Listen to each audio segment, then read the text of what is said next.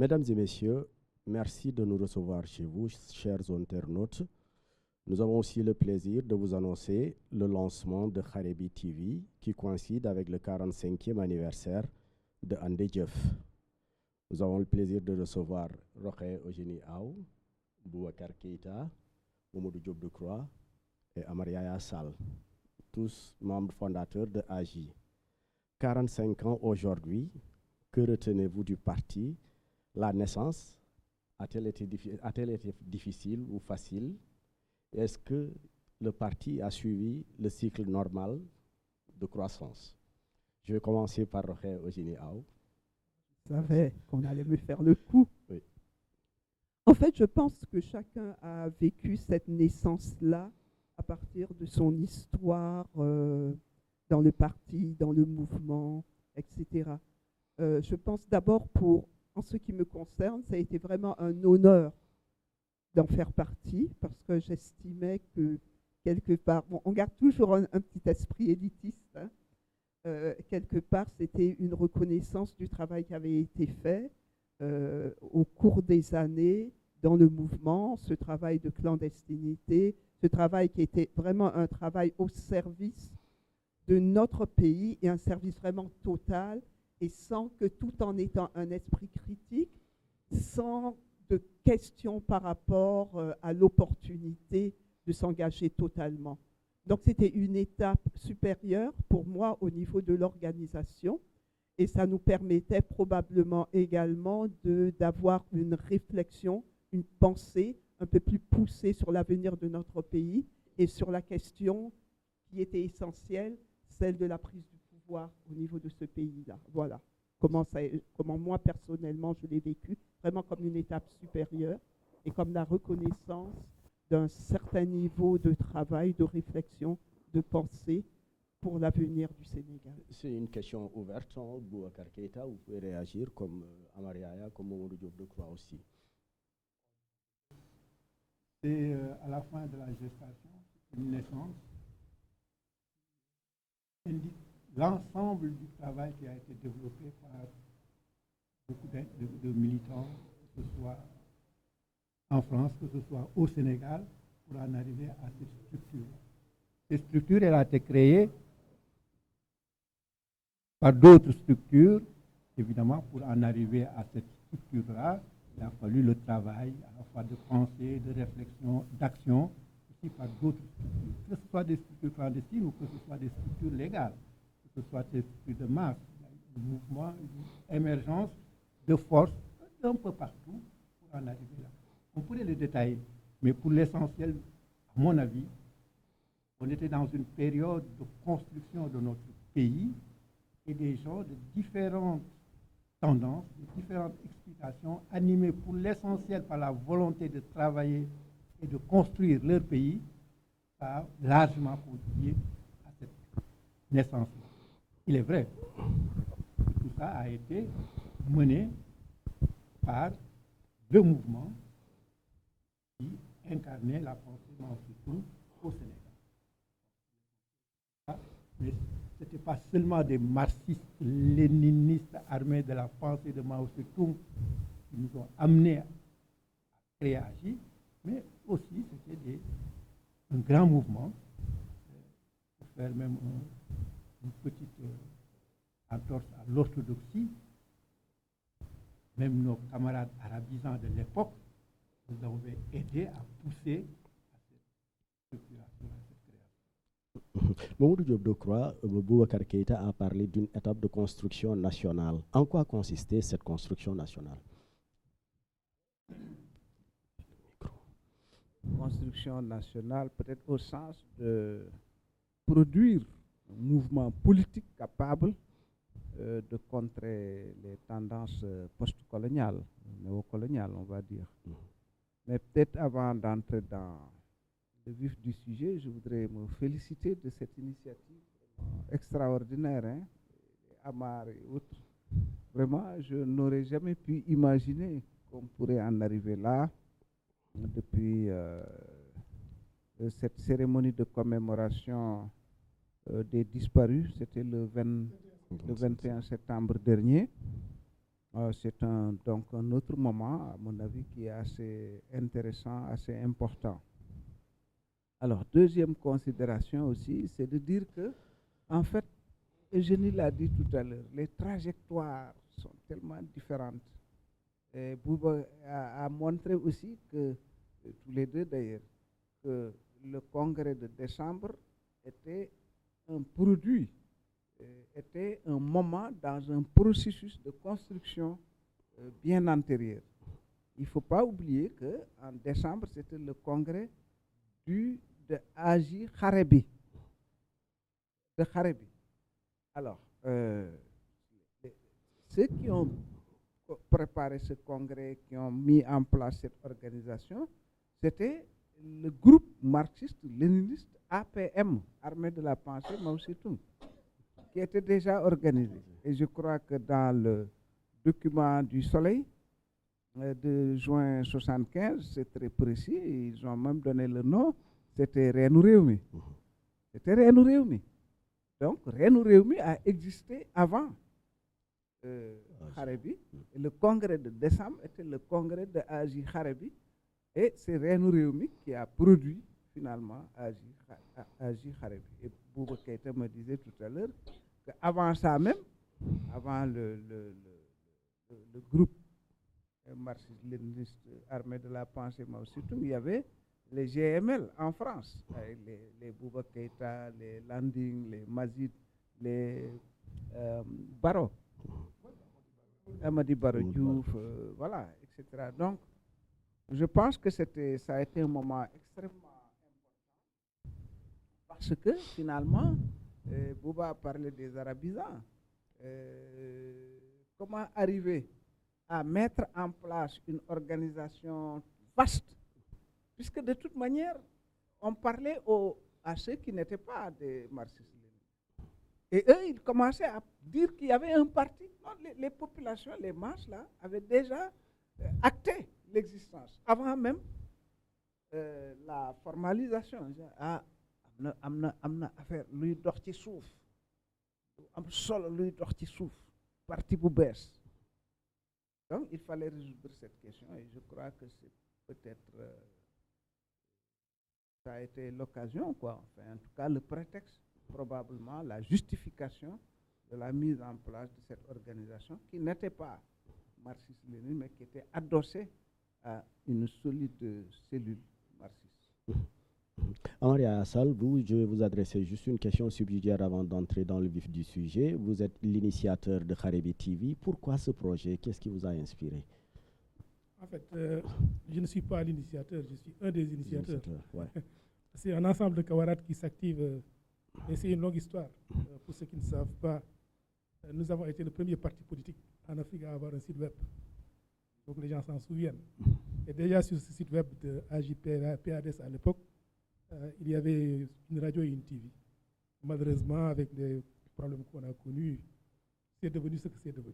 Donc c'est juste une reprise et une relance dans l'esprit de la refondation que nous apprenons de tous nos voeux. Maintenant, je voudrais aussi juste corriger quelque chose. Je ne suis pas un fondateur. Je n'étais pas là au moment de la fondation. Et en fait, j'ai entendu parler du congrès de Malika il y a moins d'1 an. C'est pour vous dire la force de la clandestinité. Hein. J'étais dans la périphérie, certain. Mais j'ai entendu parler de Malika et du congrès de Malika pour la première fois il n'y a pas 1 an. Et c'est à Thiès, à la rencontre de Thiès le 19 juin dernier, que j'ai pu avoir plus d'éléments avec l'intervention de Mazid. Donc on a documenté donc, sur ce plan. Donc je voulais juste faire cette précision-là, parce que c'est un long processus. Et ce n'est pas tous les acteurs qui ont été là au moment de la fondation. Il y a des gens qui étaient dans la périphérie. Moi, j'étais encore dans la périphérie. Je précise. Ouais. Comme je disais tout à l'heure, mes grands et mes grands,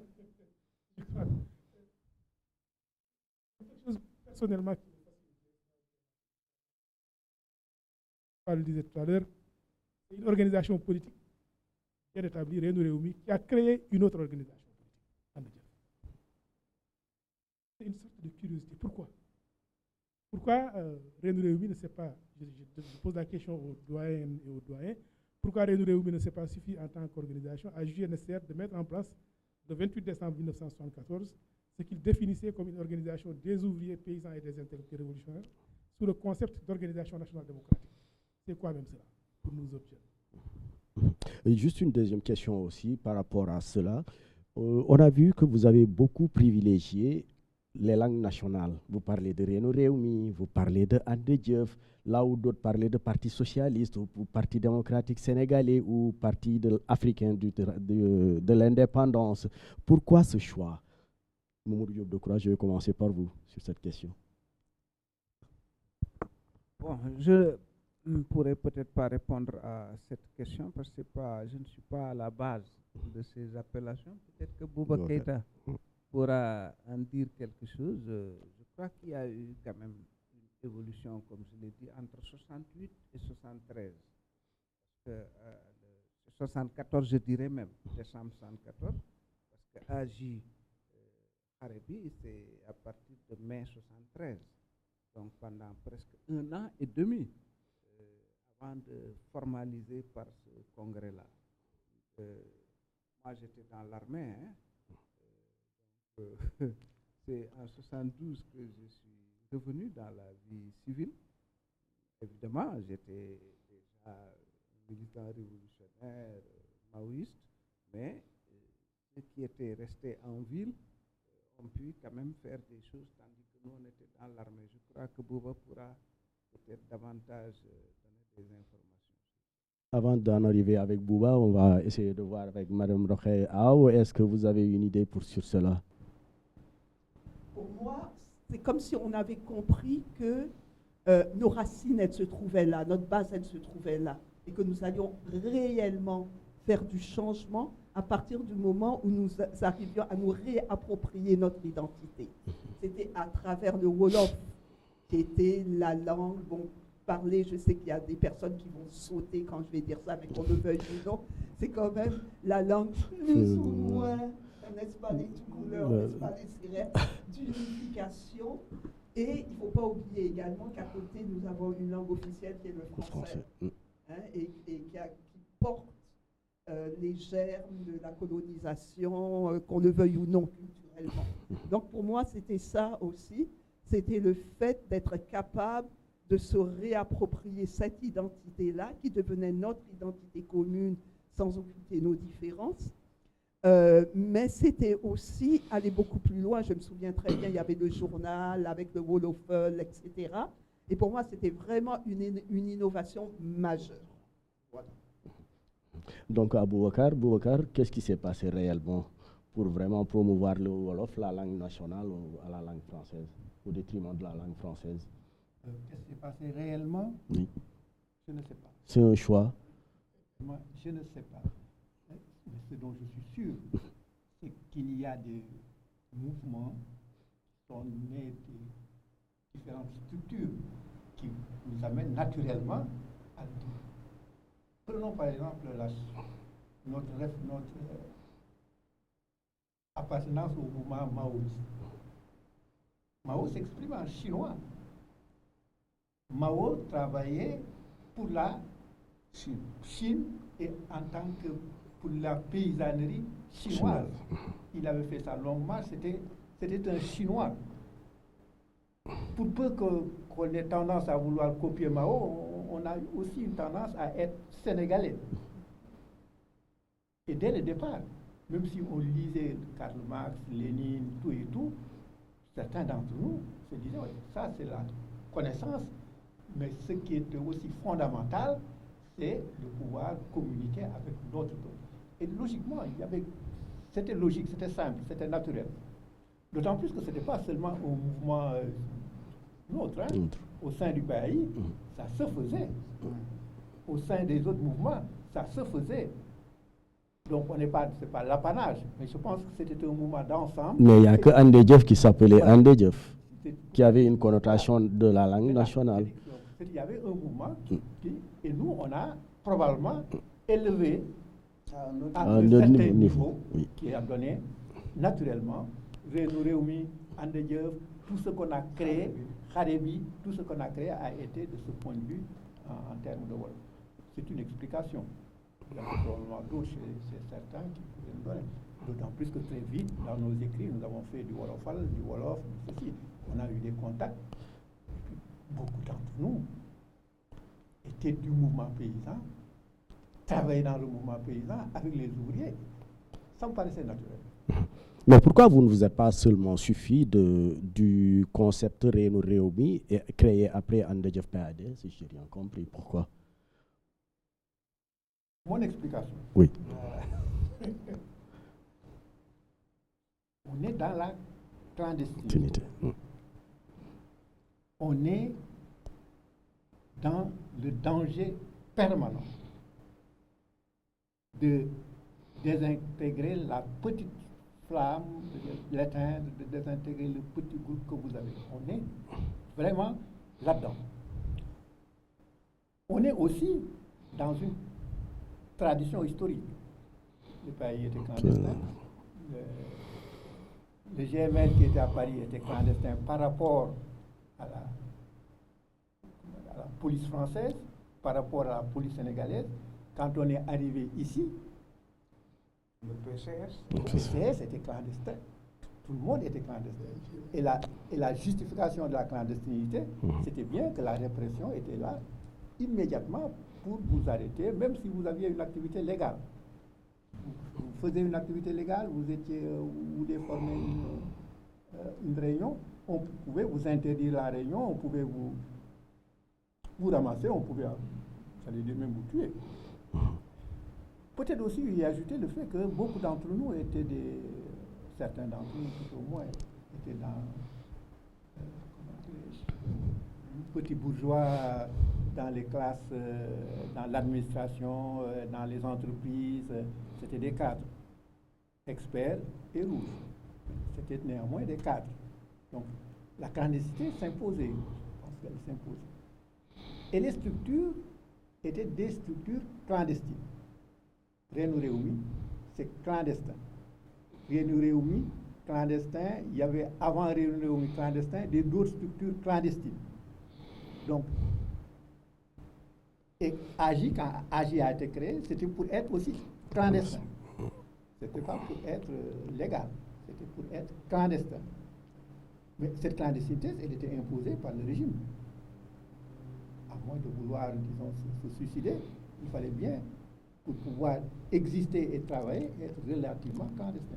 Donc, c'était, à mon avis, c'était une exigence historique de la période que d'être clandestin, jusqu'à les événements que nous connaissons qui nous ont amenés à la légalisation. Mamadou Diop Decroix, vous militiez dans la clandestinité, vous avez certainement des anecdotes. Y a-t-il certains d'entre vous sûrement ont vécu des drames ou bien des situations vraiment critiques qui sont très sérieuses? Est-ce que vous en avez des anecdotes à nous raconter? Oui, bien sûr, il y en a beaucoup. Mais je crois que Bouba n'a pas tellement répondu à ta question. Je crois que ta question c'est pourquoi, alors qu'il y avait une organisation marxiste-léniniste maoïste, on a créé une autre. Oui, c'est ça. Hein? Oui. C'était parce que c'était pour marquer la différence entre le choix marxiste-léniniste et d'autres les Sénégalais dans l'écrasante majorité qui n'étaient pas dans les problématiques de doctrine, d'idéologie, etc., mais qu'il fallait organiser pour mener le combat. Ça me paraissait quand même assez... Mais est-ce que ça a été facile? Non, ce n'est pas facile, mais c'était plutôt passionnant. C'était plutôt intéressant. On sentait qu'il y avait ce besoin pour... Même quand on parle du mouvement paysan, du mouvement ouvrier, du mouvement élèves, étudiants, etc., c'était pour l'essentiel la jeunesse. Et nous-mêmes, nous étions jeunes. Donc, c'était passionnant. Les gens sentaient la nécessité de s'organiser et de faire face.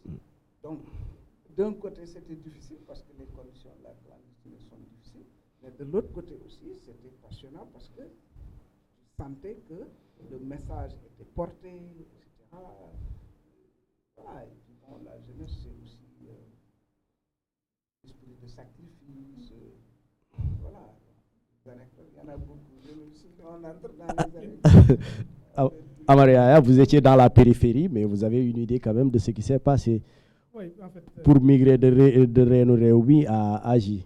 j'étais dans la périphérie au moment de la fondation Oui. de AGI. Mais après, je suis devenu militant de Militant, Réumi ouais. et puis j'ai été militant de AGI. Nous, quand on entrait en fait, dans Reno Réumi, ce qu'on nous expliquait, c'est que Reno Réumi était une organisation d'avant-garde. C'est une organisation communiste qui se battait autour de ce qu'on appellera un programme maximum. Ouais. Mais aussi, il y a un programme minimum. Minimum. On nous avait fait comprendre, par exemple, la relation entre la lutte pour les réformes et la lutte pour la révolution. La lutte pour les réformes pouvait être prise en charge par un cadre beaucoup plus large et moins avant-gardiste. Et c'est pour cela qu'il y a eu la nécessité donc, de créer ce qu'on appelle l'Organisation nationale démocratique, où des éléments de l'avant-garde se retrouvaient, avec d'autres gens qui n'étaient pas de l'avant-garde, qui n'étaient pas intéressés par le programme maximum, mais qui étaient intéressés par la résolution de ce qu'on appelait la contradiction principale de l'époque, qui était la lutte contre l'impérialisme, la lutte contre le féodalisme, la lutte pour la démocratie, la lutte pour les libertés. Donc c'est pour cela que donc, il y a eu la nécessité de créer une organisation qui peut capter toutes les forces intéressées par ces combats-là, et par ce niveau de combat. Ils ne sont pas forcément intéressés par le programme maximum. Donc c'est un peu ça. Nous, en tout cas, c'est comme ça qu'on nous avait formés. Parce qu'à l'époque, la formation, c'était une chose sérieuse. On est passé par des stages, on est passé par des trucs. Vraiment, on est passé par ce qu'on appelait le bootcamp chez les Anglais. On nous a formés en pratique et en théorie donc sur ces questions-là, même la philosophie. Toujours à chaque moment de l'histoire, ça va définir quelle est la contradiction principale, et même aller plus loin, définir même l'aspect principal de la contradiction. Et c'est de cela que dérivent les différents modes d'organisation.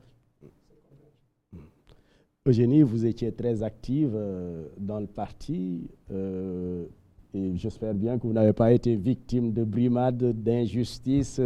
Si vous en avez vécu aussi, si vous pouvez nous raconter une anecdote que vous avez vécue et que vous ne pouvez jamais oublier.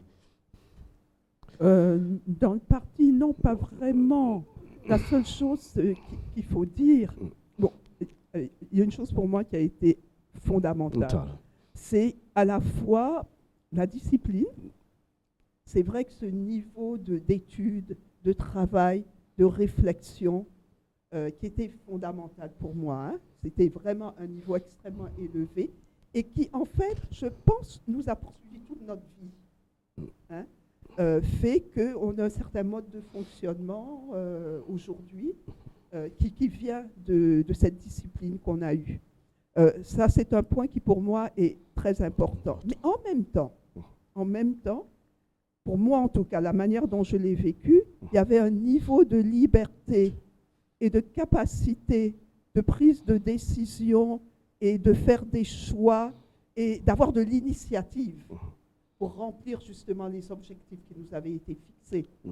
En particulier, le fait que la grande majorité des gens puissent nous rejoindre et faire sien ce combat qui était le nôtre et qui devenait leur combat.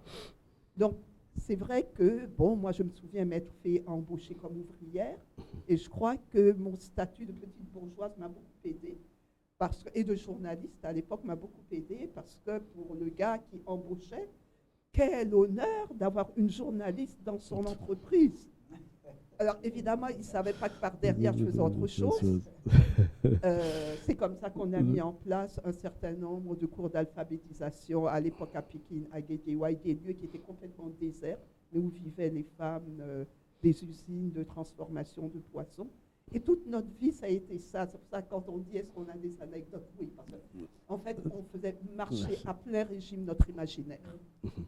Et c'est ça qui me semblait important dans ce mouvement-là, à la fois de la rigueur, mais en même temps, la capacité d'aller chercher, d'avoir des idées, d'aller chercher des idées totalement improbables et surtout de les mettre en œuvre. Donc, c'était un élément extrêmement important. Souffrance, oui, quelque part, parce que nous sommes les produits de notre société, qu'on le veuille ou non. Hein. Et donc, qu'on le veuille ou non, le mouvement était aussi porteur d'un certain nombre de tares de la société. On parlait du féodalisme, mais en notre sein, il y avait un certain nombre de comportements qui se retrouvaient, la question des castes, etc. Moi, c'est quelque chose que j'ai observé, que un peu dans le mouvement périphérique, mais même à l'intérieur, parfois on se retrouvait entre personnes qui avaient le même statut. Et puis les autres, on les laissait un peu à la marge. Donc, c'est un travail qu'il fallait faire sur soi. Il y avait un gros travail personnel qu'il fallait faire. Bon, je suis une femme aussi, et vous observez bien, hein, on n'est pas très nombreuses ici. Ouais. Donc ça, je pense... Alors, la particularité du mouvement, et c'est pour ça que je dis que c'était d'une très grande richesse, c'est d'avoir inventé, d'avoir mis en œuvre tout un tas d'activités, tout un tas de programmes dont on parle encore aujourd'hui, qui restent à réaliser encore aujourd'hui. Le mouvement des femmes et toute la réflexion qu'on a faite sur la question des femmes. Mais, il faut bien le dire, on avait des camarades qui nous regardaient encore comme du bon gâteau à manger, comme des gens pas tout à fait au même niveau que les autres. Vous n'aviez pas le même rôle qui vous revenait de droit. Alors, je vais vous dire. Oui. Non, on avait un rôle très précis, c'est d'aller chercher des femmes, des camarades qui n'étaient pas des militantes. Là, on nous envoyait les récupérer. J'ai toujours pensé que ça aurait été mieux d'envoyer des hommes, mais visiblement, le mouvement ne le voyait pas comme ça. Donc, c'est ça, à la fois mais vraiment avant-garde et imaginatif et discipline, mais en même temps porteur aussi d'un certain nombre de problèmes qui existaient dans la société. Mais l'humain, c'est ça. Et qu'est-ce qui vous a le plus marqué dans l'histoire de AJ même? Et c'est ça, c'est cette espèce de diversité de perspectives que nous pouvions avoir. Et je le dis tout le temps, c'est vraiment la réflexion, le travail d'étude, le travail de recherche que nous avons mené. Quand on disait, bon ben, on ne dit pas, quand on n'a pas fait d'enquête, on n'a pas droit à la parole. C'était une réalité chez nous. On faisait vraiment ce travail-là. L'autre chose, c'est l'ouverture sur tous les mouvements révolutionnaires qui pouvaient exister à l'extérieur.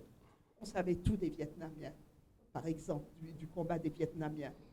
On lisait tous les petits livres sur Poulo Condor, etc. On avait une connaissance vraiment approfondie qui fait qu'on pouvait aussi l'appliquer au niveau du travail que l'on faisait. Par exemple, moi, j'étais très en lien avec le GRP, avec Mme Nguyen Thi Binh, par exemple, avec les Chinois, avec les Coréens, etc. Justement parce qu'on les connaissait. Et donc, on avait des manières de les approcher pour nous permettre aussi de tirer les leçons des expériences qu'ils avaient eues. Donc, dans tous les domaines, vraiment, il y a un travail. Je pense qu'on ne va pas parler du mouvement culturel également. Donc, ça te permettait à la fois... Oui, le mouvement culturel, on y reviendra. Ouais. Mais ce que je dis, c'est comme si on avait expérimenté le Sénégal dont on rêve, mais dans un microcosme et avec évidemment le problème, c'est que nous n'avons jamais accédé au pouvoir. Certains y ont accédé de manière individuelle. Oui, effectivement. Oui. Comme ça. Oui, Boubacar, vous avez des avis? Je n'ai pas pourquoi compléter de ce point de vue. Non, moi j'y ai vécu intellectuellement. C'était extrêmement satisfaisant, la pensée Mao Tse-tung comme le marxisme-léninisme. Lire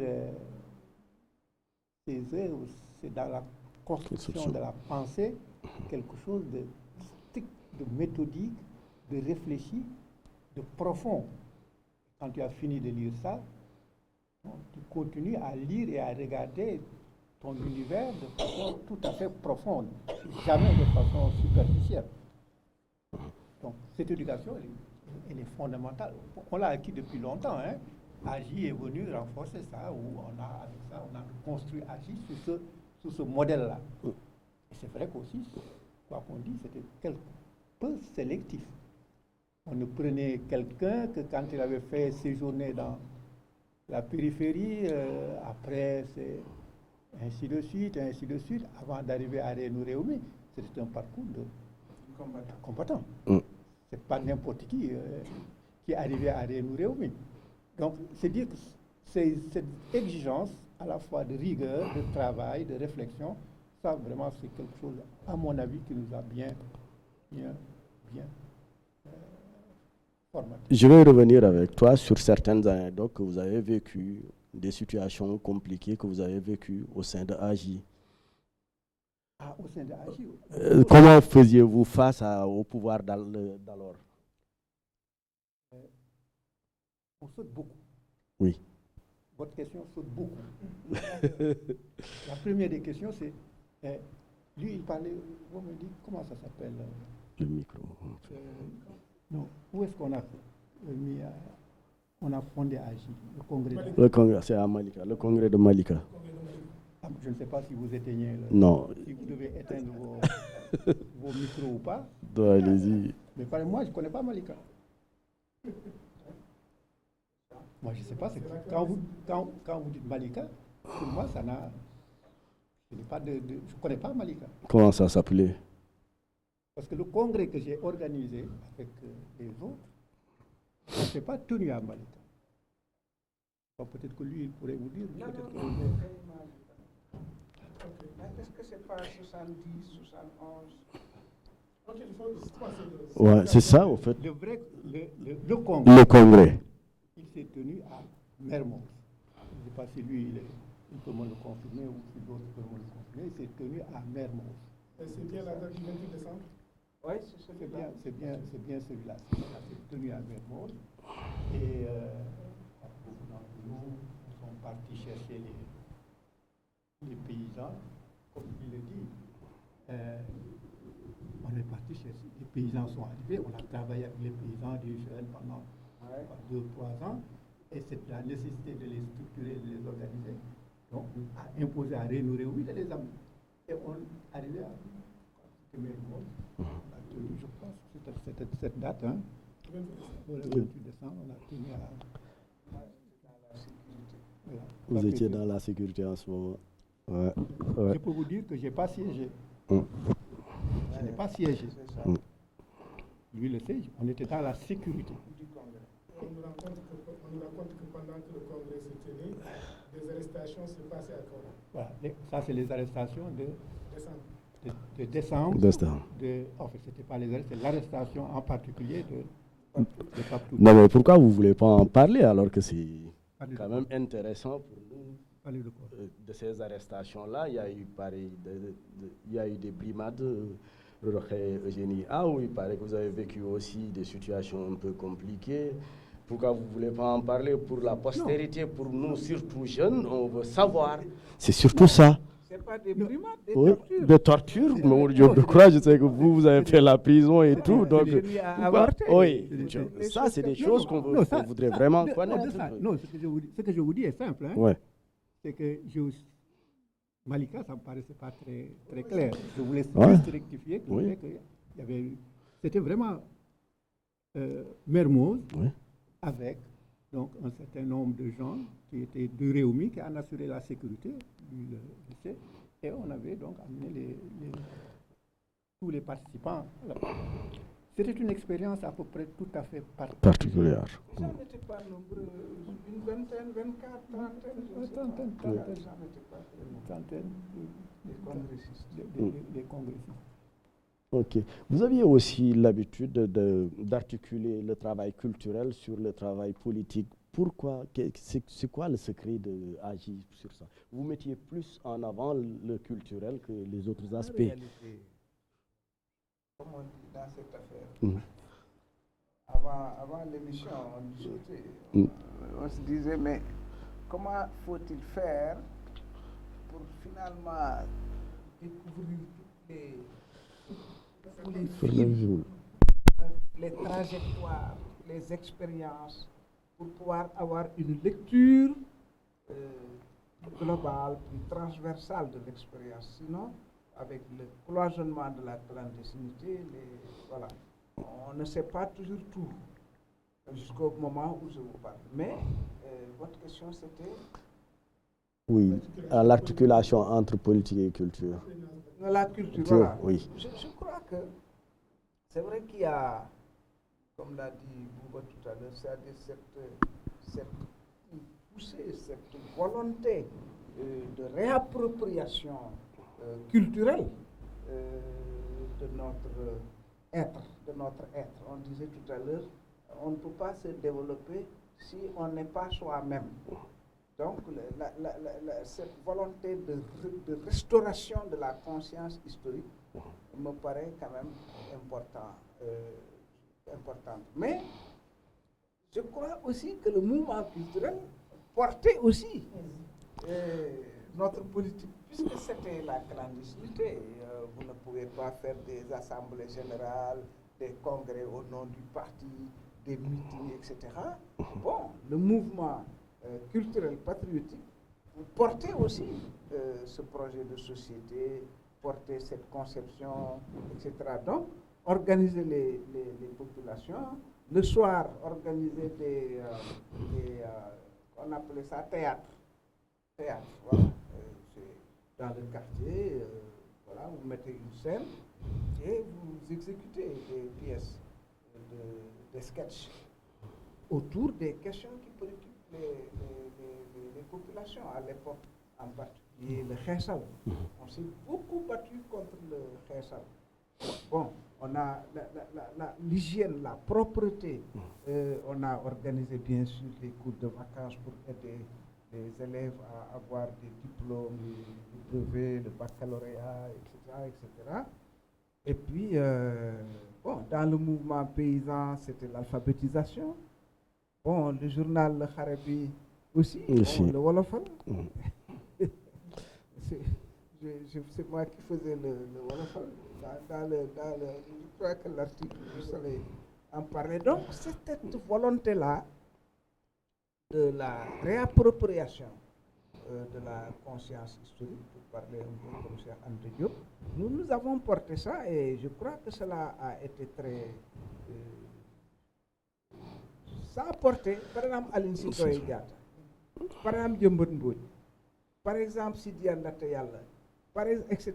Tous les héros que la colonisation avait laissés dans les tiroirs de l'oubli, nous nous sommes battus pour réhabiliter ça. C'est pas pour rien que le camp des jeunes étudiantes là porte le nom de Cité Aline Sitoé Diatta.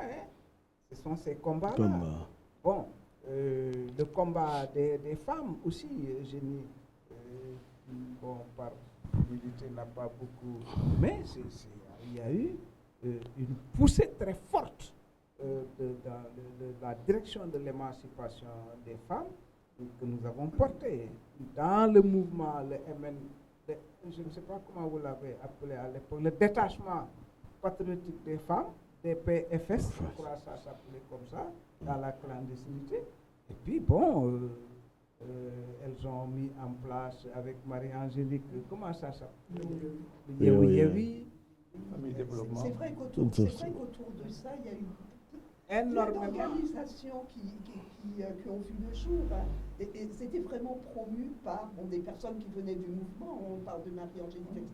Il y a eu l'association des femmes africaines également communicatrices, la PAC, il y a plein d'organisations. Et ce qui était intéressant, voilà, et très souvent, c'était des organisations, oui, qui étaient sénégalaises, mais d'autres organisations qui étaient vraiment panafricaines. Donc cette conscience aussi panafricaine était extrêmement importante. Et pour moi, le mouvement culturel, c'est vraiment, je dis toujours, tu peux pas, c'est vrai, tu peux pas te développer si tu n'as pas de racines. Et ça permettait aussi la cohésion entre différents groupes, etc. Je regarde, moi, j'ai appris que quelqu'un vraiment de très bien, une personne magnifique, dont on n'aurait jamais imaginé qu'elle pouvait être d'une manière ou d'une autre proche de Agir.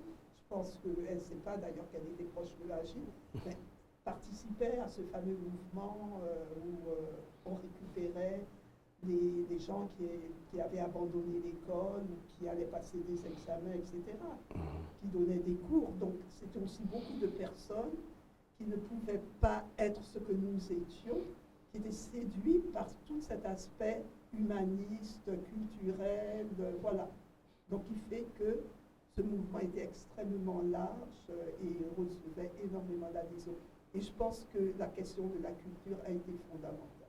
On a découvert des poètes qu'on ne connaissait pas. Vraiment, c'était très intéressant.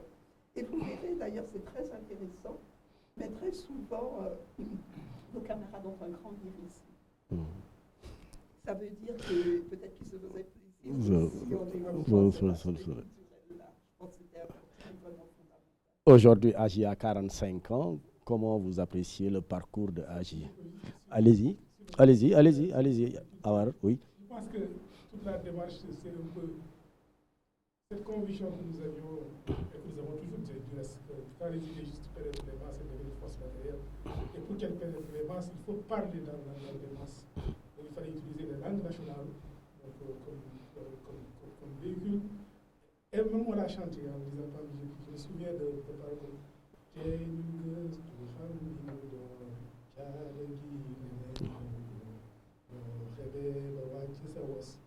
etc. C'est des choses comme ça. Il y a eu chez les Poulars, il y a eu des trucs comme la rénovation de Dioum, mort aux politiques. Oui, Jambaro, Jambarebe, Lamine Senghor. Oui. Ça, c'est des trucs qui m'ont marqué. Ah ouais. Des choses comme ça. Je me souviens également des chansons comme Araray Bodejo. Oui, Araray Bodejo. Oui. Bon, Demo. Ouais.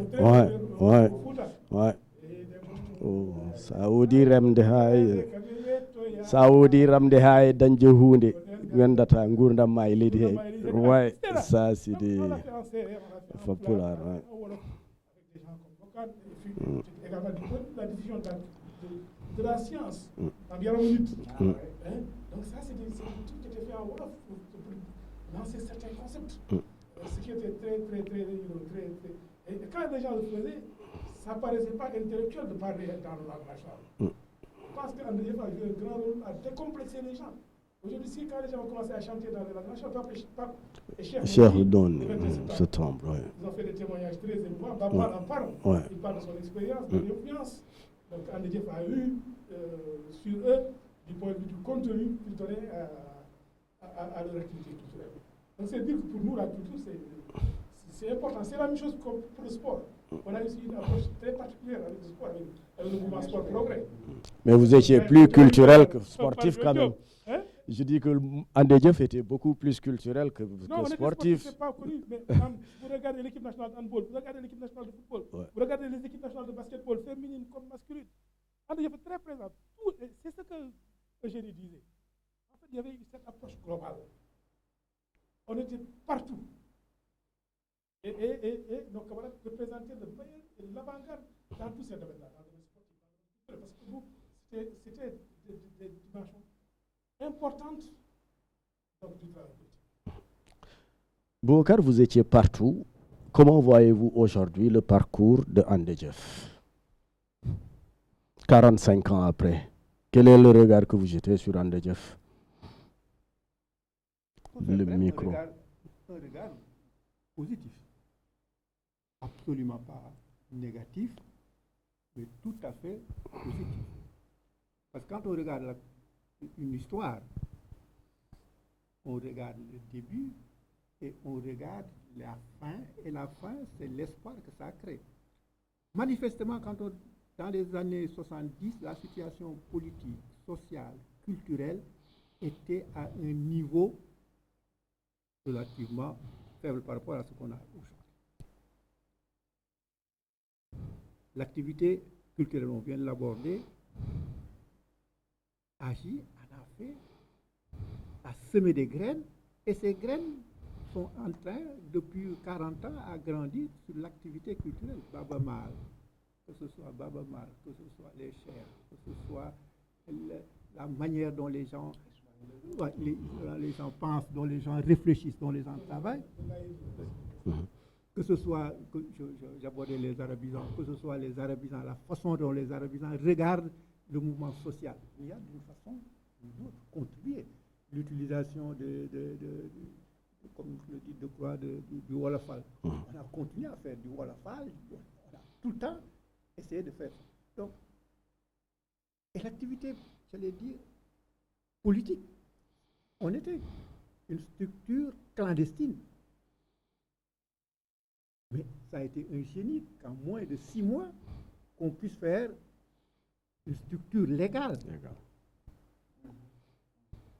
Quand vous avez fait une clandestinité pendant 10 ans et que la question se pose en 3 mois, il a fallu vraiment un travail énorme de réflexion pour arriver à intégrer le mouvement social. Et l'autre, c'est comme je dis, on a ratissé tellement large, on a travaillé tellement global, à un moment donné, on pouvait se dire, presque depuis le départ de Senghor, de Abdou Diouf, dans la plupart des gouvernements, on y retrouve des camarades. Dans la plupart des administrations, on y retrouve des camarades. Pas seulement dans les gouvernements, mais dans l'activité, j'allais dire, sociale, ou dans l'activité économique, ou dans l'activité financière. On a tout partout. Moi, quand je regarde, en tout cas, pour le peu que je connais. Mais Boubacar, je serais obligé de vous couper. On retrouve des gens de AJ dans les gouvernements, mais ce n'était pas ça l'esprit AJ quand même. L'esprit AJ, c'était d'être aux côtés du peuple, aux côtés des prolétaires, de prendre le pouvoir. Mais vous n'avez pas pris le pouvoir, mais vous avez participé au pouvoir. Je dis qu'il y a une petite nuance quand même. Oui, non, je dis qu'il y a une petite nuance. Il y a une petite nuance. Si vous preniez le pouvoir, je suis d'accord avec vous. Mais comme vous ne le prenez pas, pourquoi vous n'êtes pas resté du côté du peuple? Il y a une grande nuance. Ouais. La grande nuance, c'est que je veux le pouvoir. Pour dire que vous êtes en bourgeoisie, quand même, dans une certaine mesure. Par rapport à ce qu'on avait l'habitude de voir, quand même, revoir des gens de AJ, par exemple, au sein d'un gouvernement, je veux dire que vous ne nous avez pas habitués à ça. Non, on était à la recherche du pouvoir. Oui. Vous ne l'avez pas eu. Pour agir strictement, pour oui. agir. Oui. Mais ça, c'est l'objectif. Oui. Maintenant, la réalité, là, c'est mouvement. Complètement, pour moi, complètement indépendante de vos objectifs. C'est la somme de l'activité sociale générale. C'est mon point de vue. Est-ce que le fait de ne pas atteindre nos objectifs définis fait de agir un échec complet? C'est ça que je dis non. Non. Ça ne fait pas de agir un échec complet. C'est que j'exprime le positif en me disant que dans le positif, on trouve des personnes qui, dans toutes les strates de la société, font quelque chose qui est positif et qui contribue à faire avancer la société. Mais vous êtes d'accord avec moi que l'échec, il est partiel quand même? L'échec de nos objectifs n'est pas partiel, il est total. mais nos actes et notre réflexion continuent à inspirer et à être présents dans beaucoup de structures sociales. C'est ça que je veux dire. C'est-à-dire ce que nous avions écrit comme objectif. Non, on ne l'a pas. Ouais. On n'a pas été au pouvoir tout seul avec le truc. Ouais. Heureusement d'ailleurs. Pourquoi heureusement? Pourquoi heureusement? Oh, l'histoire, c'est l'histoire. On a bien vécu le Parti communiste russe, nos camarades de l'Amérique centrale. Je ne suis pas sûr qu'on puisse échapper, qu'on aurait pu échapper au travers d'un certain nombre de... On pourrait y revenir, mais je pense que c'est juste pour dire que... C'est intéressant d'entendre. Au fait de toute cette trajectoire de Andedje Frokhaya, vous avez servi de béquille pour d'autres pour aller au second. Qu'est-ce qui explique cela? Pourquoi vous n'avez pas pris vos responsabilités pour briguer d'autres? Mais si. Mais je veux dire, en 2000, je donne un exemple, en 2000, c'est vous qui êtes allé prendre Abdoulaye Wade, qui n'avait plus de conviction pour venir diriger le pays. C'est vous qui êtes allé le prendre. Il y avait Landing, il y avait Dansokho, il y avait vous, il y avait Abdoulaye Bathily. Vous étiez parti le prendre parce que lui, il n'y croyait plus. Voilà. Si. Mais dites-nous. Mais vous dites vous. Oui, la gauche. Je parle de la gauche, en général. Donc vous ne parlez Ouais, mais ça dit que même quand je parle de la gauche, quand on parle de la gauche, quand même, la gauche la plus significative au Sénégal, on sait que c'est AJ. Ouais. Ça, on n'en disconvient pas. Le débat est tellement riche, il y a tellement de questions que si on ne prend pas garde de la méthode, on risque de nous installer sur un autre terrain. Ouais. Ce que tu dis là est très important, mais ça c'est en 2000, 2000 oui. etc. Oui. Alors qu'on était sur l'histoire des années 70, 80, etc. Il a abordé le problème du passage de la clandestinité à la légalité. Oui. Pour moi, il y a des choses assez intéressantes qu'on aurait pu dire là. Avant peut-être d'en arriver au marchement, parce que là, tu as dit vos 45 ans. Oui. Bon, tout le processus des 45 ans. Voilà. Ça dit que de 74 à 2019 inclus. Ouais. Je disais à mes amis là, avant l'émission, j'ai lu dans le dernier Jeune Afrique, je crois que c'est un édito, je ne sais pas quoi, qui disait qu'avons-nous fait de nos 60 ans 1960, indépendance, 2020. Qu'avons-nous fait de nos 60 ans? Et j'ai travaillé avec mon ami et camarade Cheikh Niang qui est à Richmond, aux États-Unis, sur qu'a fait la Chine de ses 70 ans. Et moi, je pense que ce travail-là, bon, on va essayer peut-être de le rendre public, c'est assez intéressant. Comment la Chine, aujourd'hui, la première puissance commerciale du monde. En 2020, en 2019, ils avaient enlevé, sorti de l'extrême pauvreté, 99% des Chinois. Et l'objectif, c'est en 2020 qu'il n'y ait plus de Chinois qui soient sous le seuil de l'extrême pauvreté. En 70 ans, 1,3 milliard d'habitants. Nous, qu'est-ce que nous avons pu faire pendant ce temps-là, alors que, si je prends juste l'Afrique francophone, qui a connu la colonisation française, ici en Afrique de l'Ouest, c'est 4 millions et quelques de kilomètres carrés, plus grand que l'Inde, plus riche que l'Inde, plus riche que la Chine, etc., etc. Mais nous sommes encore là entre l'ECO et le CFA. Vous comprenez? Donc, je pense que ce sont là des questions qui nous interpellent, nous avons voulu. C'est pour ça qu'on doit être fiers, quand on était jeune, d'avoir eu comme modèle l'expérience chinoise et Mao Tse-tung.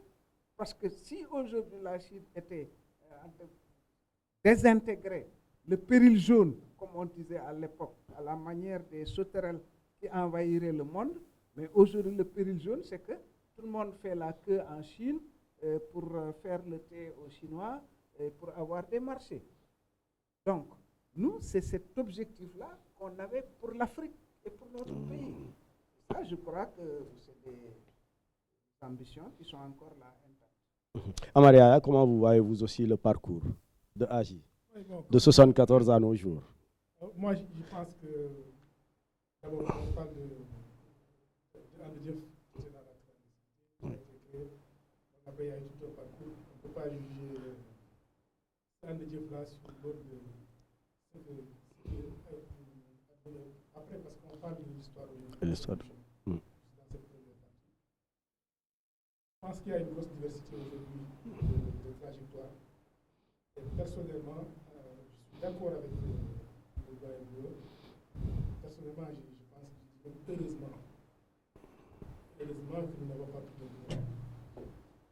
là, je l'ai dit, je l'ai écrit ailleurs, parce que je pense personnellement, si on avait eu le pouvoir, j'aurais peut-être été pire que Pol Pot. Parlant de ma propre expérience et la conception carré que j'avais des choses du dogmatisme, etc. Moi, je pense qu'aujourd'hui, la diversité des parcours, aujourd'hui, que les gens soient exploités, etc., je crois que c'est une grave utile, en réalité. Personnellement, je pense qu'il n'y a rien de perdu. Je vais revenir là-dessus. Je pense qu'il n'y a rien de perdu. Au contraire, je pense que les gens sont enrichis en allant sur des trajectoires différentes. Et personnellement, je pense que nous devons, comme Guy Wagner, personnellement, je suis de ceux qui pensent que Andjef peut, et toute la gauche peut remettre, peut être refondée. Ça, on y reviendra. Ça, c'est le débat dans une émission. Ça, c'est ma conviction propre. Et je pense que le 21 septembre, ce qui s'est passé à Boutessec montre que l'essentiel des camarades sont encore disponibles pour la police. Peut-être qu'ils ne sont pas disponibles pour certaines formes d'engagement, certaines formes de militantisme. Donc c'est pour ça qu'on parle de renaissance ou de réinvention, etc. Comme cela s'est passé en Amérique latine, il reste un inventaire, c'est un processus qui peut être très utile. Ça, c'était une parenthèse. Maintenant, moi, je vais revenir un peu sur les événements de juin 75 qui a essayé de pousser les camarades à en parler, les doyens. Parce que pour nous, c'est très important qu'on en parle aussi. Parce qu'aujourd'hui, quand on entend beaucoup de jeunes parler de don de soi, de citoyenneté, etc., on pense que vraiment que c'est une grosse nouveauté. Je ne veux pas diminuer par le mérite de Y'en a marre ou d'autres gens, d'autres nouvelles figures qui sont là, mais il y a des gens qui ont payé, il y a des gens qui sont morts au combat. Il y en a beaucoup. Et le 21 septembre, à Boutessec, nous avons rendu hommage à une centaine. Ce n'est qu'un petit échantillon de ceux qui sont tombés donc, sur le champ. Et il y a des gens qui sont toujours là, donc, qui n'ont pas donc renoncé. Et leur sacrifice ne sera pas fait. Le 23 décembre, on a enterré le camarade de Moussou. Les gens ont fait un triomphe de témoignages sur lui, ce qui représentait ce qu'il a fait.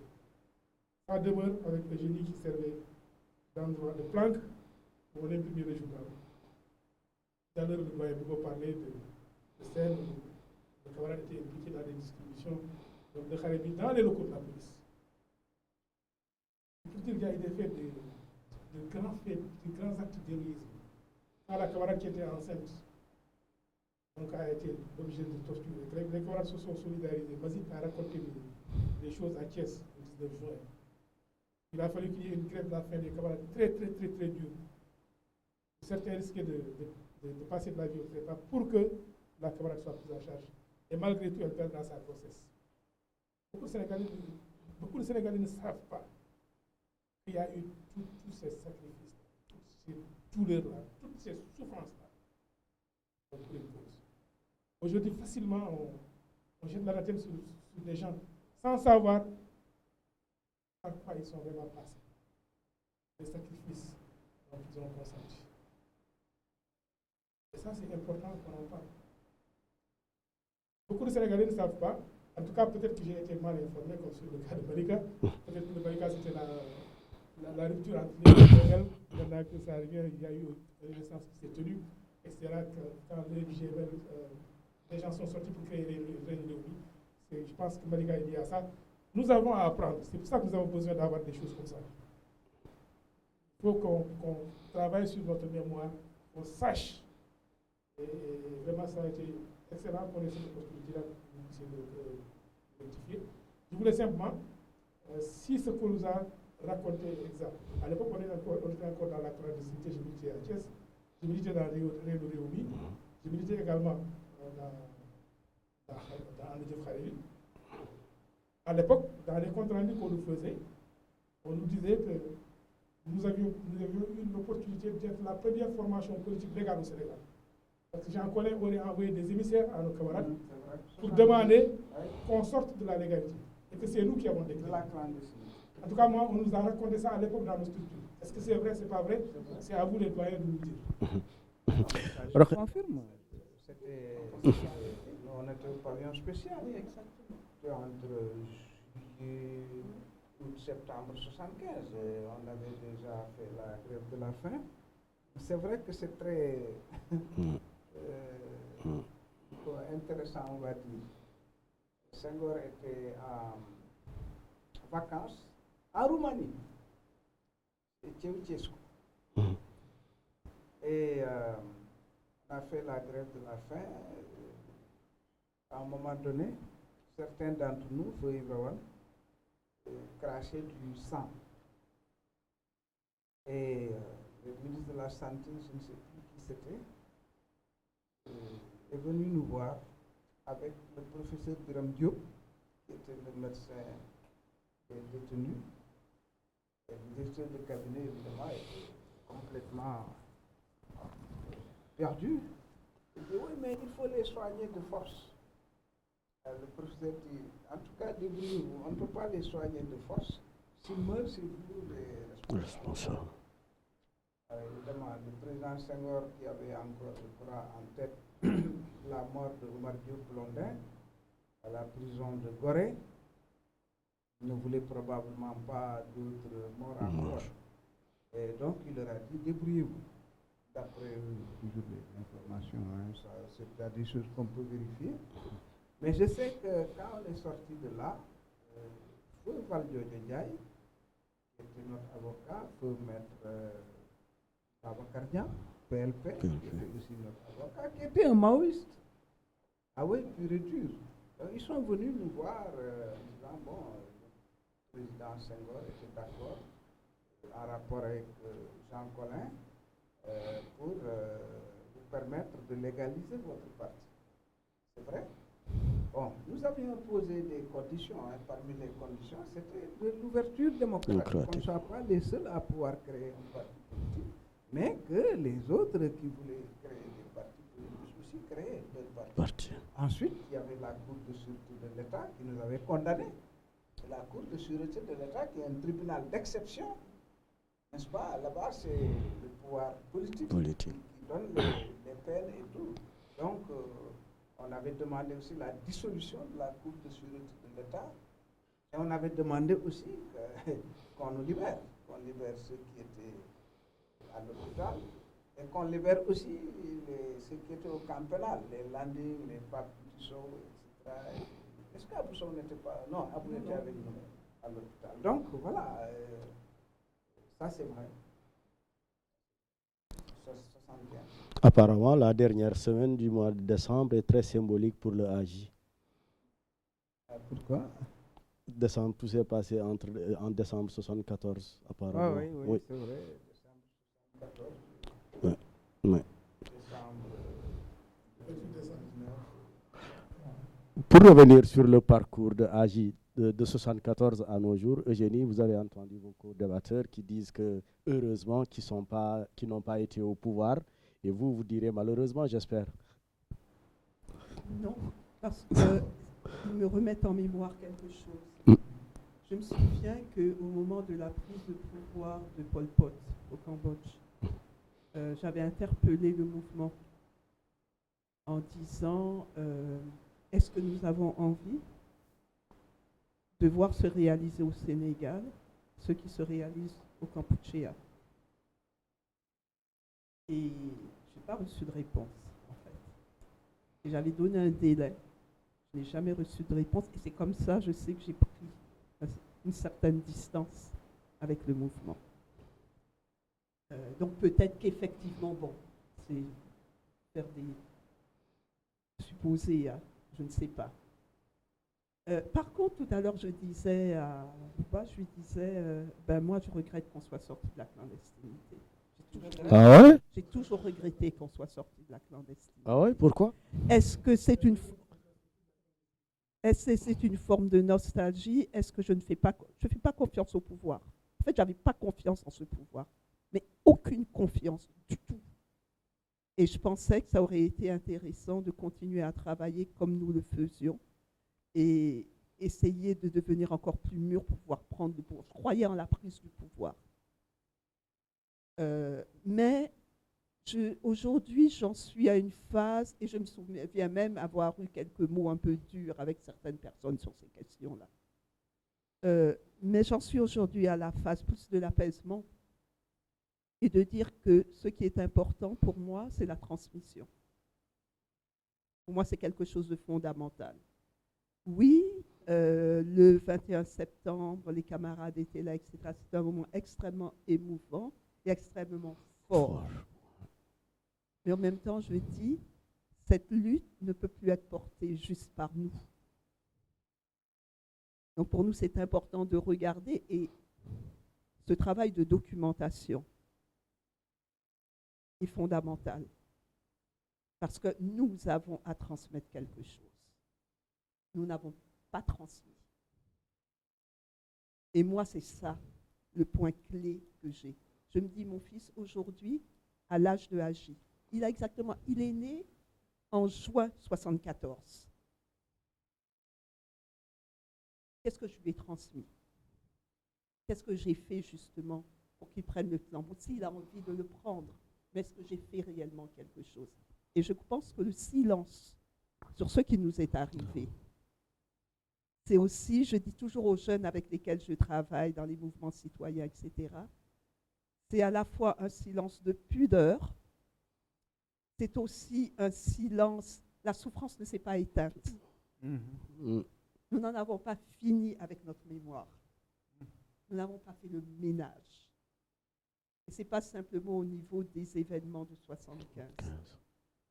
Ce travail, justement, que l'on fait de transmission doit être aussi un travail où nous réactivons notre mémoire, mais de manière positive, pour en faire quelque chose qui va changer la destinée de notre pays.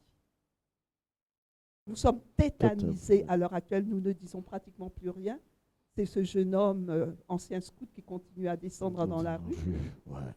Mais nous ne disons pratiquement rien. Nous faisons peut-être un certain nombre de choses. Nous avons des engagements. Mais que faisons-nous de réellement significatif pour dire non? Nous sommes tétanisés par les pouvoirs qui sont les nôtres aujourd'hui, parce qu'on a l'impression qu'on n'a pas de solution. Donc, je pense, moi, c'est sur ces questions-là qu'il nous faut travailler. Et l'une des réponses pour moi, c'est que nous n'avons pas fait le ménage dans notre mémoire. Je pose la question, où sont les archives de Agi? Où se trouvent les archives de Agi? Peut-être que Boubacar va répondre à cette question. Moi, éparpillées, je pense qu'elles ont été mangées par les souris. Ah ouais? Je pense, je suis sûre. Elle a donné sa réponse. Ouais. Et c'est la vôtre aussi. Non, c'est pas la mienne. Parce que les archives d'Agi, ce qu'on a fait, elle avait peut-être une partie pour sa responsable. Mais je sais que beaucoup d'archives d'Agi, les événements de 1975, les ont bien maltraités. Vous voyez ce que je veux dire? Les archives ont été déplacées de façon très... La clandestinité, c'est ça. Certaines archives ont été même gardées par des gens ignorants. Que ça, c'est des archives. C'est des archives. Ils ne savent pas ce que c'est. Et le coût de la vie aidant. Non, parce que je sais, je vous donne un exemple. Mes archives ont été transportées par quelqu'un qui n'est pas agi. Chez moi, à Thiès, la partie que j'avais. Parce que, bon, c'était mes papiers. Cette personne a dit, ces papiers, on doit les chercher. Elle a pris ses papiers et elle l'a ramené à Thiès. Et à Thiès, un de mes amis pas à la maison. Et il l'a amené ailleurs. C'est pour vous dire comment ça a été, certaines archives ont été traitées. Et que de ce point de vue, penser qu'on peut avoir toutes les archives actuellement, ça me paraît très bizarre. C'est peut-être aussi le fait que juste après, on n'a pas vraiment refait le truc de tout remettre, de tout réarranger, même après la légalisation. Les autres aspects que j'ai à développer concernant, par exemple, est-ce que vraiment on devrait sortir de la clandestinité? Je le disais tout à l'heure, ça a été une très longue bataille, une intense bataille en 3 mois. Est-ce qu'on doit être clandestin ou est-ce qu'on doit sortir? Certains pensaient non, d'autres pensaient oui, parce qu'ils pensaient voir le coût de la vie sociale telle qu'elle allait se développer. C'était par là qu'on pouvait peut-être continuer à travailler. Boubacar, juste une dernière question, nous sommes rattrapés par le temps. Après ce qui s'est passé le 21 septembre, comment appréhendez-vous l'avenir du parti Andejef? De Agi, du courant. Donc du courant et de la gauche aussi en général. De la gauche. D'abord, il y a deux précisions. Je crois que Juste une petite remarque. Le 21 septembre, moi, il y a quelque chose qui m'a marqué. Je n'ai pas trop remarqué cette présence de la jeunesse. Un truc à Douta Sec. Qu'est-ce qui explique cela? C'est la transmission, comme l'a dit Eugénie, qui n'a pas été assurée ou quoi? Bien sûr, il y avait des jeunes, mais ils n'étaient pas aussi nombreux qu'on l'aurait souhaité. Ouais. Peut-être aussi que ceux qui étaient là n'avaient pensé que c'était entre eux. Peut-être qu'ils pensaient que c'était entre eux. Bon, moi j'ai fait, Eugénie, je suis le jeune qui me fait encore prendre dans la rue. Et j'avais demandé à mes jeunes militants d'être là. Ils étaient là, mais ils s'en sont sortis. Ils en sont sortis extrêmement... ils sont devenus autre chose en sortant de ça, en ayant écouté tout ça, comme disait rappelé tout à l'heure avec beaucoup d'émotion à Marianne. C'est des jeunes qui sont maintenant dans des dispositions totalement différentes. Ils voient la politique autrement. C'était utile. La précision que je voulais apporter aussi, c'est que le 21 septembre, ce n'était pas, comme pour rappeler Omar Diop, je raconté tout à l'heure, on ne s'était pas mis le doigt pour dire qu'est-ce que nous étions beaux il y a 40 ans. Non, nous, je crois que c'est un départ. C'est le départ de quelque chose. Je ne sais pas ce que c'est. Mais en tout cas, ça annonce un départ. Peut-être que Amar en saura davantage. Mais j'estime qu'au bout de 45 ans, on n'a pas échoué. Je suis désolé. Si l'objectif, on le réduit à la prise du pouvoir, oui, on a échoué, on n'a pas pris le pouvoir en tant qu'entité politique. Mais qu'est-ce que nous avons pu faire dans ce pays pendant cette période-là, en termes de bataille démocratique, d'ouvrir le champ politique, en termes de formation, de ressources humaines, politiques et techniques, etc., etc., non seulement au Sénégal, mais aussi dans d'autres pays où nous avons, etc. Donc, je ne veux pas en dire peut-être trop, mais je considère que globalement parlant, cette génération, quand même, n'a pas échoué politiquement.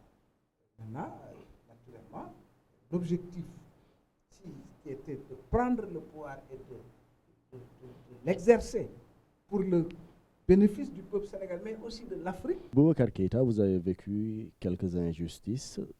Comment ça s'est passé réellement? Oh, injustice, oui, on en a vécu beaucoup, mais l'ensemble a vécu vraiment des injustices encore plus graves que celles que je connaissais. Et les injustices, ce n'est pas seulement sur AJ, mais c'est aussi sur l'ensemble des autres partis politiques, le PAI, l'AND ou autres.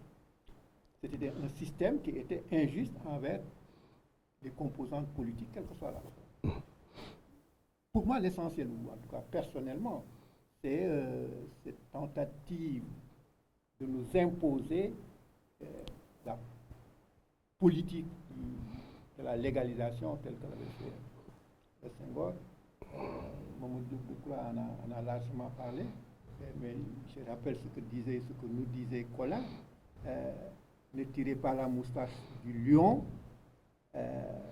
acceptez ce que je vous propose. C'était évidemment une manière qui ne nous agréait absolument pas. Nous avions refusé, et nous continuerons toujours, nous avions continué à refuser la première offre de légalisation. Cela dit, mes camarades peuvent parler de toutes les contraintes physiques qu'ils ont connues, et on en a connu comme beaucoup d'autres.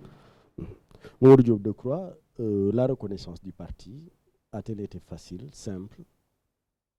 La reconnaissance de AJ. En 81. Oui. Oui. Elle a été facile? Oui, non, le président Diouf avait déjà tiré les conséquences, les leçons de la pression qu'il y a eu pendant l'année, le début des années de 1981, Parce que lorsque Senghor est parti, la question s'est posée au sein du Parti socialiste. Est-ce qu'il faut laisser... Parce que Cheikh Anta avait déjà montré que lui, reconnaissance ou pas reconnaissance, le RND est là et puis il va faire ses activités. Est-ce que le nouveau président allait se mettre à arrêter les gens à droite, à gauche, parce qu'ils font des réunions publiques ou pas? Cette question s'est posée. Après, et certains d'entre eux ont dit, bon, on reconnaît le RND et puis on s'en tient là. En ce moment, nous, déjà, en avril, on a sorti dans le JDB, Top a fait un bon édito là où il montrait que nous aussi, on ne va pas attendre l'autorisation de Abidou ou de qui que ce soit. L'initiative, c'est important. L'initiative, c'est important. C'était le titre de l'édito. Alors, donc, ça veut dire que la pression de l'opposition commençait à s'exercer fortement sur le nouveau président, qui aussi, je crois, voulait apporter quelque chose. Disant, bon, maintenant, donc, multipartisme intégral. Parce que Senghor, sa limitation des partis, j'ai dit tout à l'heure, off the record, que toute cette génération-là, quel que soit le niveau, Senghor était un grand intellectuel, un poète reconnu et tout, mais ils étaient carrés. Senghor a dit non, non, quatre courants, et puis c'est tout, voilà. Amaria, je vais finir par vous. Je vais d'abord interpeller Rokhaya Aw. On a beaucoup parlé de transmission. Est-ce qu'elle a été assurée dans le parti? Personnellement, Par vous, les précurseurs. je pense que pas aussi loin qu'elle aurait pu se faire, mais je pense qu'après la rencontre du 21 septembre, ça va être vraiment très très important d'y réfléchir, de travailler là-dessus et de regarder comment on fait en sorte que, à partir de leur propre analyse de la situation, à partir de leur vision de l'avenir, à partir de leurs rêves pour eux-mêmes et pour elles-mêmes, comment nos jeunes peuvent faire en sorte de prendre le relais. Il y a déjà un certain nombre de mouvements qui existent, qu'on appelle les mouvements citoyens, etc. Mais de mon point de vue, c'est extrêmement important d'avoir l'expérience de ce qui a pu se passer, de connaître l'histoire des mouvements dans son pays. Et nous faisons partie de l'histoire de ces mouvements-là. Donc pour eux, ça va être fondamental de le faire. Nos pères ne parlaient pas. Ils ne nous disaient pas les choses, ce qui était compréhensible. Nous serons vraiment coupables si nous ne faisons pas en sorte de travailler avec les jeunes pour qu'ils aient des racines, qu'ils puissent s'inspirer de ce qui a été fait, mais qu'ils puissent inventer leur propre avenir. Voilà. Amaria, vous faites partie du comité de pilotage du 21 septembre dernier. Quelles sont les perspectives qui se dégagent dans l'avenir? Oui, avant juste de venir sur ça et terminer sur ce point-là, je voudrais vraiment me féliciter donc, de la présence d'Eugénie qui avait été victime d'un complot qu'il avait préparé pour le suicide. Et donc il y a le scénario qui était tout ficelé. On est heureux qu'elle est là aujourd'hui. Et ça a montré aussi l'importance de la transmission dont on parlait tout à l'heure. Dans ce cadre aussi, je veux saluer le travail des camarades du collectif sur la mémoire et la révolution en Afrique. C'est des camarades qui sont en train de faire un travail remarquable pour que cette transmission-là puisse se faire. Mais également, beaucoup d'autres anonymes qui sont en train également de travailler dans la même direction. Pas dans une perspective juste de mémoire, mais dans une perspective en fait rebondir, parce que moi, ma conviction, c'est ce qui s'est passé le 21 septembre, encore une fois, pour moi, c'est l'une des leçons les plus fortes que j'ai tirées de cette rencontre, c'est que les camarades sont encore disponibles pour la cause. La majorité, l'écrasante majorité des camarades, malgré le poids de l'âge, malgré la différence des trajectoires, restent disponibles pour la cause. Maintenant, c'est les formes d'engagement ne sont pas disponibles pour les mêmes formes d'engagement que dans le passé. Et fort heureusement, d'ailleurs, c'est bien. Parce qu'il faudrait que ça nous apprenne quelque chose.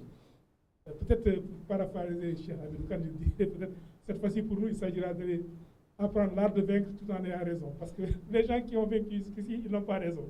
Ils ont appris, comme la grande royale le disait, ils ont appris l'art de vaincre sans avoir raison. Nous qui avons raison, nous n'avons pas encore maîtrisé l'art de vaincre. Il faudrait cette fois qu'on l'apprenne et qu'on le réapprenne. Et c'est dans cette perspective-là que nous nous inscrivons. Et c'est pour ça que pour nous, la transmission est essentielle. Et je pense, je le crois sincèrement, tant que la semence est là, elle est bonne. Vous avez dit qu'il vous faut rebondir. Ça, c'est une question ouverte qui est adressée à vous tous. Vous avez parlé de rebondissement. C'est en perspective de 2024. Vous allez présenter un candidat? Non, nous, notre engagement, ça n'a jamais été. Vous savez, je parlais tout à l'heure d'articulation entre programme minimum et programme maximum. On a toujours cette culture peut-être politique maoïste. Il s'agit de définir toujours quelle est la contradiction principale et même l'aspect principal de la contradiction. Donc aujourd'hui, nous pensons que la lutte pour la démocratie, la justice sociale, etc., on voit que toutes les promesses qui ont été tenues, la première alternance, la deuxième alternance, les gens ne le font pas parce qu'il n'y a pas ce qu'on appelle la comptabilité, etc., il n'y a pas suffisamment de pouvoir. C'est sur ces questions-là qu'on se bat. Mais ce n'est pas forcément une histoire d'élection parce que, bon, nous, on ne croyait même pas aux élections. C'est pourquoi notre première participation aux élections, si les gens se souviennent, on disait que nous étions des candidats sans vision. Parce que pour nous, ce qui est important, c'est de créer un rapport de force politique sur le terrain qui fait que les forces du progrès l'emportent. Également que réellement il y ait des avancées sur le plan démocratique réellement. Ce n'est pas seulement des aspects électoralistes qui nous intéressent. On n'a jamais été électoraliste, on ne le sera jamais. Parce que nous, ce que nous croyons, nous continuons à penser que ce sont les peuples qui font l'histoire, ce n'est pas des individus. Donc les élections, souvent, c'est les personnes qu'on met en avant. Nous, ce qu'on met en avant, et ce qu'on va continuer à mettre en avant, c'est des programmes, c'est une vision, on se bat pour cela. Et les élections seront un moment important. Quand tout temps viendra, on en parlera. Le plus important aujourd'hui, c'est la gauche dans son ensemble, c'est de travailler à la refondation, donc à la relance, au rebondissement de la gauche dans son ensemble. Et Andedjeuf, en tout cas le courant Andedjeuf, a un rôle à jouer dans cela, comme il a toujours fait depuis le temps de la cause jusqu'ici. Il a toujours fait, on va continuer à essayer de faire. C'est-à-dire le leadership. C'en est tout pour cette émission. Qu'est-ce qu'on peut transmettre? Allez-y. Allez. Qu'est-ce qu'on peut transmettre de façon concrète, Qui soit différent. Qui soit différent. Transmis. Pour faire caricatural? Nous ne transmettons pas la pensée Mao Tse-tung. Nous ne transmettons pas le capitalisme de Karl Marx, ni le Luxembourg. Peut-être que même nous ne transmettons pas, nous n'avons pas à transmettre la pensée de Cheikh Anta Diop. On est à un carrefour où ce que nous pouvons transmettre, c'est à la fois nos sentiments que nous avons vécus, nos valeurs que nous avons vécues, et l'expérience synthétisée qui forme des gens et qui s'est quelque peu imprégné dans chacun d'entre nous. On le sent. Mais encore faut-il qu'on puisse l'exprimer. L'exprimer, c'est en termes d'idées fortes qui sont comme un corpus d'idées sur lesquelles on se base et qu'on construit. C'est des mythes que l'on est capable de créer et qui poussent les gens à y aller. C'est des conséquences à la fois scientifiques, logiques, qu'on est capable de créer. C'est ce travail qui, à la fois, nous impose, comme elle le disait tantôt, de réfléchir par soi-même, d'être soi et de créer des valeurs qui sont proches, non seulement des intellectuels, mais qui sont largement et profondément proches de notre peuple. Si nous ne faisons pas cette expérience de tirer de notre peuple ce qui est le meilleur pour construire un corpus d'idées, j'ai l'impression que nous ne pouvons pas transmettre autre chose. Ou en tout cas, ce que nous laissons, c'est actuellement ce que nous transmettons ici. C'est nos sentiments, c'est ceci. C'est une bonne chose que de pousser les gens. Mais encore faut-il aussi qu'on leur donne les armes nouveaux pour avancer. C'est un immense travail. C'en est tout pour cette émission. Je remercie mes invités à l'extrême droite, Rokhaya Eugénie Aw, Boubacar Keïta, Mamadou Diop Decroix et Amaria Sall.